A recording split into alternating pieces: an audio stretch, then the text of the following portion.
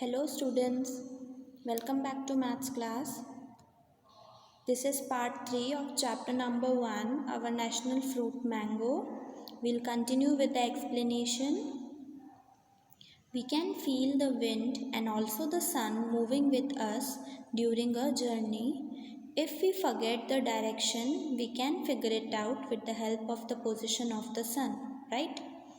यहाँ पे हमें क्या कहा गया है कि when we are going through a journey, मतलब हम कहीं भी बाहर घूमने जाते हैं तो हमें ऐसा फील होता है ना कि सन जो है और विंड है वो हमारे साथ साथ चल रही है, right.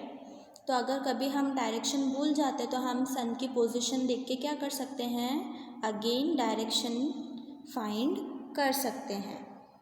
Next topic is wow so many mangoes. Farmers select a graft from a mango tree which gives more mangoes and sow the plant and grow it in their own farms. A farmer has to wait for many years to grow a big mango tree and to get mangoes on that tree. The topic is wow so many mangoes. और यहाँ पे हमें क्या बताया गया है कि farmers जो हैं वो क्या करते हैं, मैंगो ट्रीज़ में से ग्राफ्ट सिलेक्ट करते हैं और उसको अपने फार्म में क्या करते हैं, सो कर देते हैं, मतलब उसको अपने फार्म में उगाते हैं। And then farmer has to wait for so many years to get a big huge mango tree. Next topic is observe different types of vehicles. The mangoes which are ready for sale are carried to APMC, Agriculture Production Market Committee, or market yard or bazaar in different ways. Now, farmer has grown a mango tree. Farmer has grown so many mango trees. He has picked the mangoes. He has segregated the mangoes. Now we have to transport the mangoes to the market, right, for selling.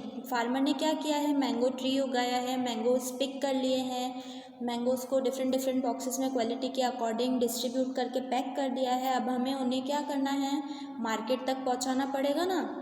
तो mangoes जो ready हो जाते हैं उन्हें कहाँ ले जाया जाता है, APMC।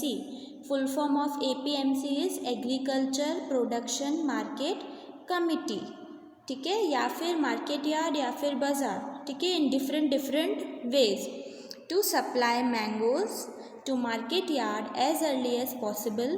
बिग और स्मॉल व्हीकल्स आर यूज्ड। अब हमें मैंगोज़ को मार्केट यार्ड में ले जाना है सेल करने के लिए, तो वहाँ ले जाने के लिए कैसे व्हीकल्स यूज़ होते हैं, बिग और स्मॉल, डिफरेंट टाइप्स के व्हीकल्स यूज़ होते हैं जिनमें कि हम क्या कर सकते हैं, मैंगोज़ को मार्केट तक पहुँचा सकते हैं। Now you can see few questions on your screen. I have given its solution on WhatsApp, so do prefer that for writing. Now draw the sketches of following vehicles. You can see different vehicles on your screen. Nowadays the producers of mango are very happy because of this occupation is developed at national and international level.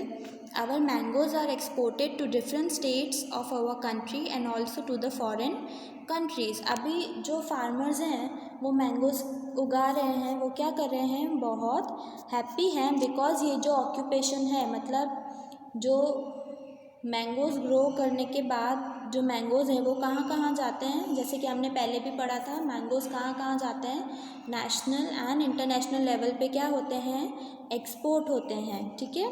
हमारे India में जो mangoes grow होते हैं वो कहाँ कहाँ export होते हैं, हमारे कंट्री के अदर स्टेट्स में and in foreign countries also.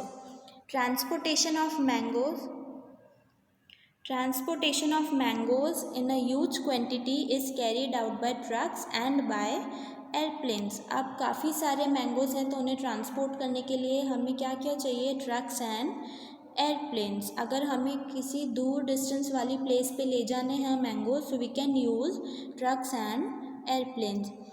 It is a matter of concern for our environment and health that the use of fertilizers and pesticides have increased in mango orchards. Due to this, the land quality is deteriorated and it is becoming infertile. Dangerous chemicals are used to ripen the mangoes quickly, which harm our health. We are growing so many mangoes, but What are farmers doing these days? They are using fertilizers and pesticides to increase mango production, right? But due to these pesticides and fertilizers हमारे land की जो quality है वो क्या हो रही है, reduce हो रही है, डिटेरियोरेटेड हो रही है, क्या हो रही है, रिड्यूस हो रही है, और उसकी वजह से हमारा लैंड क्या हो रहा है, इनफर्टाइल हो रहा है, ठीक है। जो केमिकल्स हैं वो डेंजरस है, वो हमें मैंगोज क्विकली राइप करने के लिए हेल्प तो करते हैं, बट वो जो केमिकल वाले मैंगोज हम खाते हैं उससे क्या होता है, हमारी हेल्थ को प्रॉब्लम होती है, हमें हेल्थ इश्यूज हो जाते हैं, ठीक है।